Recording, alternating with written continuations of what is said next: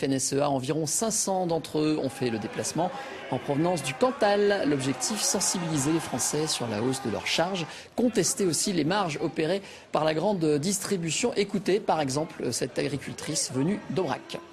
Nous, on est dans une zone de montagne, ça devient plus difficile d'élever que dans certaines zones de plaine aussi, ou même à l'international.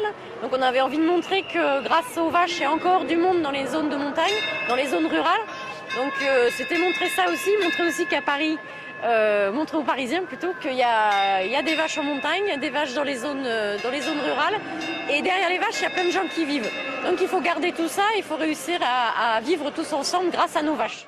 Visiblement, l'élevage en zone de montagne est très difficile, comme le disait cette personne. Les difficultés d'accès notamment augmentent les frais de fonctionnement. Sébastien Quéroux et Bruno Lebré ont rencontré 3 éleveurs à Saint-Cernin dans le Cantal juste avant qu'ils partent pour cette manifestation. Dernier préparatif avant le grand départ pour la capitale, pas pour un concours de beauté, mais pour défendre la cause des éleveurs cantaliens qui ont du mal à joindre les deux bouts. Eh bien aujourd'hui, on a un revenu entre 10 et 15 000 euros par an, qui représente donc un tout petit peu plus de 1 000 euros par mois. Et ça, avec aujourd'hui un prix de la viande qui est à peu près stable et des intrants qui n'arrêtent pas de monter. Donc ça veut dire qu'aujourd'hui, si on n'a pas une politique agricole qui nous soutient et qui prenne en compte les différences de variation, aujourd'hui, on n'arrivera pas à payer nos charges et en tout cas, on n'aura pas de revenus.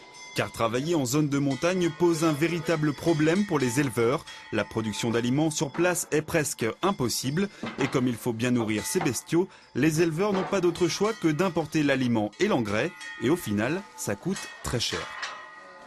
Si on revient à 10 ans en arrière, 15 ans, l'aliment c'était 230, 250 euros tonne. Aujourd'hui, il a doublé. Il a doublé et le revenu en face est le même. Et demain, si on n'est plus là pour entretenir, comme on dit, ce paysage, ce beau paysage, qu'est-ce que ça sera, Dimanche à Paris, les éleveurs réclameront que la réforme de la politique agricole commune, prévue pour fin 2013, soit faite en leur faveur. Pour faire face à l'envolée du prix des matières premières et vivre décemment, les éleveurs souhaitent également une augmentation du prix de la viande et du lait.